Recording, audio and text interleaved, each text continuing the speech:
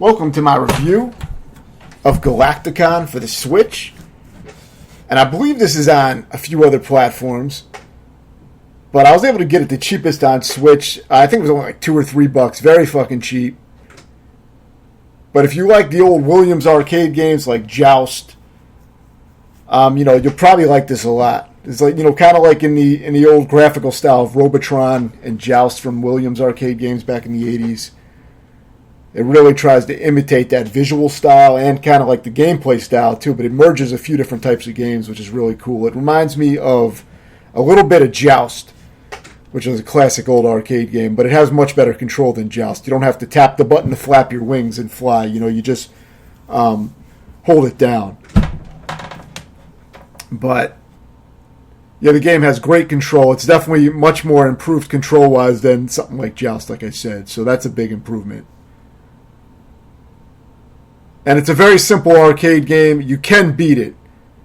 And I actually did beat the game, and I have a tutorial that I'll link in the description. But the way it works is you want to try to rescue all these prisoners that show up on the map. Some of them are walking on platforms, and some of them are going to be delivered in cages across the screen. You shoot the cage and then snatch the prisoner out, and then deliver it down to one of the holding areas down below. There's 3 holding areas. Each one holds 4 prisoners. Now, the idea is if that you put 4 of a kind, like, say, 4 blues in one holding container, you get a bonus for matching them to the same.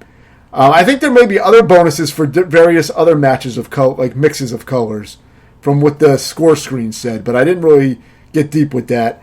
But what I tried to do when I was playing, and I got a lot of lives by doing this, a lot of extra lives from points. I think you get extra lives every 100,000 points or so, and there's no continues, no saves, nothing like that. It does save your scores, I think, but that's about it. But yeah. So the way I got a lot of points and thus extra lives was to match the colors. So put all the brown people together, put all the blue, the red, put them all together, and you'll get a lot extra points when your score tally's up at the end of the stage. You'll get a lot of bonus points for doing that. So that's like kind of the main little catch of the game, the main idea. And, while you're trying to do that, enemies are trying to attack you, obviously, and then certain enemies are dropping off prisoners that you have to try to shoot. Because they're basically trying to transfer the prisoner from one side of the map to the next, and you're trying to intercept it and snatch him up and put him in these little holding cells. Now, I don't know what the fuck the motivation behind that is, but it makes for a good game. And you also have, power-ups that you can get that give you little advantages.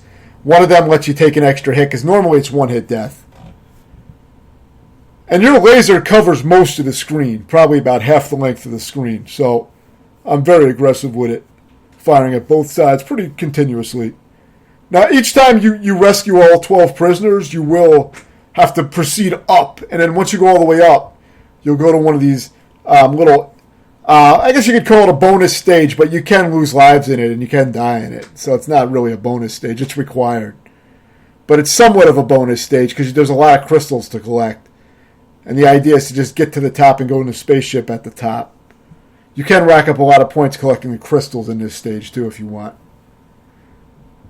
So each stage is basically 2 stages. It's the, prisoner collecting section, and then there's that little part where you ascend up through space to your spaceship and try to collect some gems.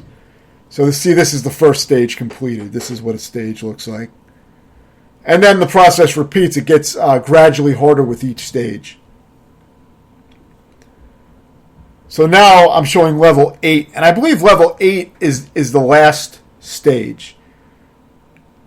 And then, after you beat level 8, you'll fight a final boss. And then the game will go back to the beginning. But it loops. It's harder on the loop. So, like a lot of old arcade games, once you, beat the game and get into the second loop, it gets harder.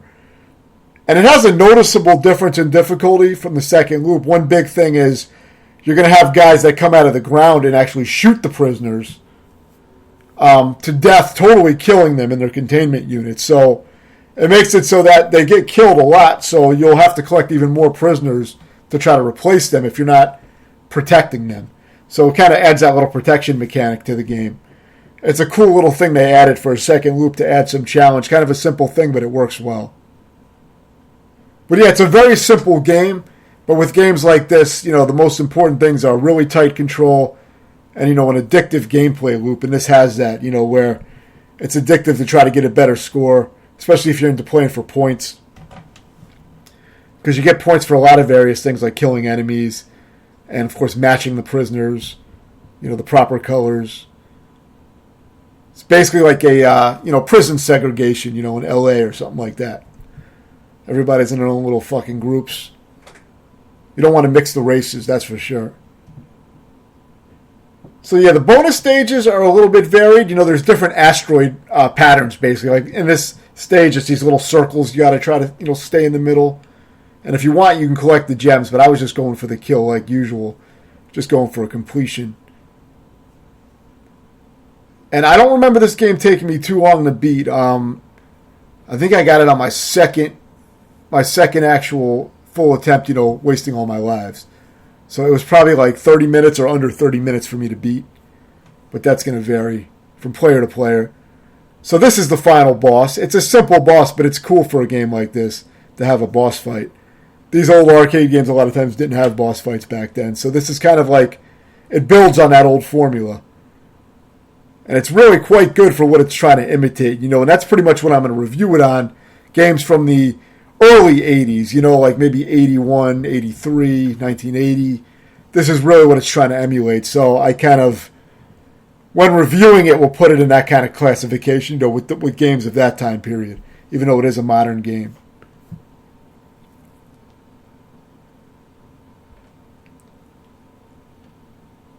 So for me, I would give this game a 7.5 out of 10, which for me is a quite good game. I mean, I wouldn't consider it a great game even for that type of game, because games like Robotron to me are much better. And there's definitely a few other games from the 80s that I probably would like even better than this, quite a bit better. But this game is definitely up there. It's in the upper tier, I would say, for these kind of games of that time. If you have any questions, let me know, and thanks for watching.